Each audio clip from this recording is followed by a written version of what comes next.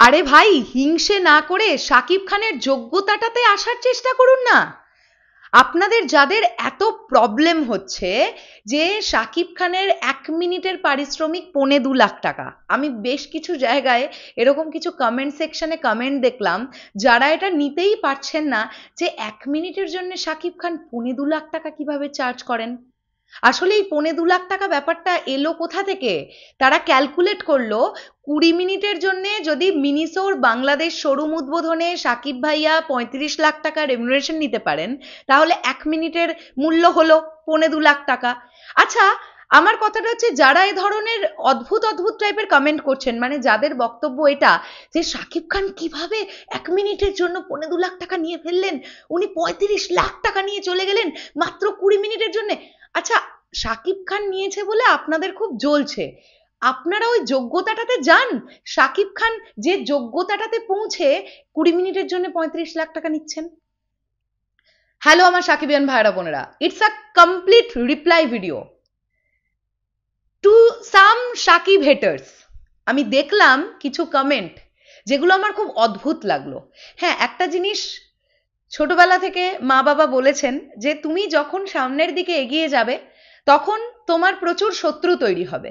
তুমি যখন দেখবে তোমার শত্রু তৈরি হচ্ছে, তবেই তুমি বুঝে নিও তুমি তোমার জীবনের সামনের দিকে এগিয়ে যাচ্ছ। লোকে যখন কেউ কেউ তোমার ভালো চাইবে না, তখন তোমায় বুঝে নিতে হবে যে তুমি নিশ্চয়ই কিছু ভালো কাজ করছো।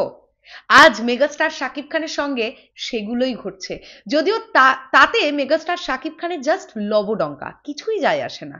কারণ মেগাস্টার শাকিব খানের ফিরে দেখবার সময়ই নেই তাকে নিয়ে কে ভালো কথা বলল কে খারাপ কথা বলল।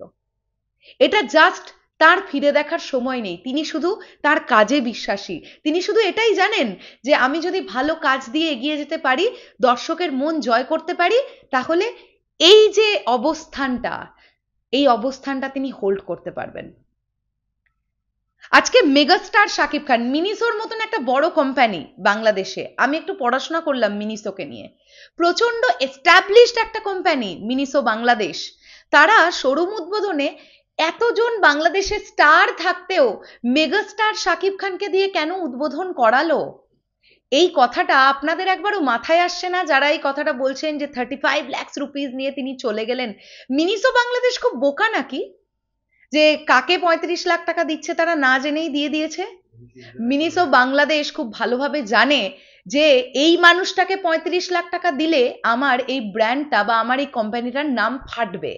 এবং মিনিসো একটা ইন্টারন্যাশনাল কোম্পানি, এটা কিন্তু শুধু একটা বাংলাদেশি কোম্পানি নয়, এটা একটা ইন্টারন্যাশনাল কোম্পানি। তো আপনারা বুঝতেই পারছেন কত বড় বড় মাথা কাজ করে, তারা খুব ভালোভাবেই জানে। এই যে কয়েকজনের বক্তব্য না যে মেগাস্টার শাকিব খানকে নিয়েই তো আলোচনা হলো, মিনিসো নিয়ে আর আলোচনা কত হলো। আপনাদের ধৈর্যই নেই যে আপনারা প্রপার একটা ভিডিও দেখবেন।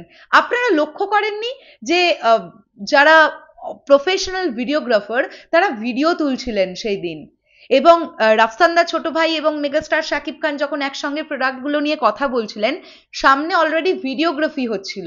আপনাদের কি মনে হয় সেই ভিডিও ফুটেজগুলো পাবলিক করা হবে না? সেগুলো আমাদের সামনে আসবে না? একটু অপেক্ষা করতে দিন, মানে ফুটেজগুলোকে তো একটু এডিট করতে দেবেন, যিনি এডিটার আছেন তাকে এডিটটা করতে দিন, তবে তো আমরা বুঝতে পারবো যে অ্যাকচুয়ালি সেদিন শোরুমের মধ্যে কি কি হয়েছিল। মেগাস্টার শাকিব খান মিনিসোর অ্যাড করেছেন কি করেননি?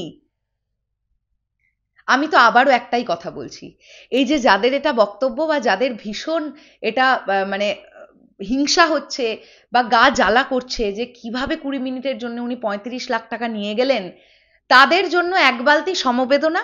এবং আবারও এটাই বলছি, আপনাদের বক্তব্য তো এটা যে শাকিব খানকে নিয়েই আলোচনা হলো, মিনিসো নিয়ে আলোচনা হলো না। এটাও শাকিব খানেরই ক্রেডিট, তিনি ওই জায়গাটা তৈরি করেছেন এবং মিনিসো খুব ভালোভাবেই জানতো এটাই হবে, এইটাই হবে। আর যে কারণে তারা অন্য কোনো স্টারকে ডাকেনি, এমন কোনো স্টারদের ডাকেনি যারা এমনি এমনি হাতে একটা মাইক পেলে অনেক কথা বলে দেয়। এমন একজনকে ডেকেছিলেন যাকে মাইকটা ধরাতেও 3বার ঘুরতে হচ্ছে পেছনে পেছনে। আমি দেখেছি নিজে সেই ফুটেজ। ওই জায়গাটা, ওই পজিশনটা হোল্ড করতে হয় ভাই, যার তার দ্বারা ওটা সম্ভব নয়। শেষ করলাম ভিডিওটা। আমি আবারও চলে যাওয়ার আগে বলছি, 35 লাখ টাকা কিছুই নয়। মেগাস্টার শাকিব খান 20 মিনিটের জন্য 50 লাখ টাকা নিতে পারতেন। শেষ করলাম ভিডিওটা, আসছি আবার খুব শিগগিরই। তাহলে এখনের জন্য টাটা।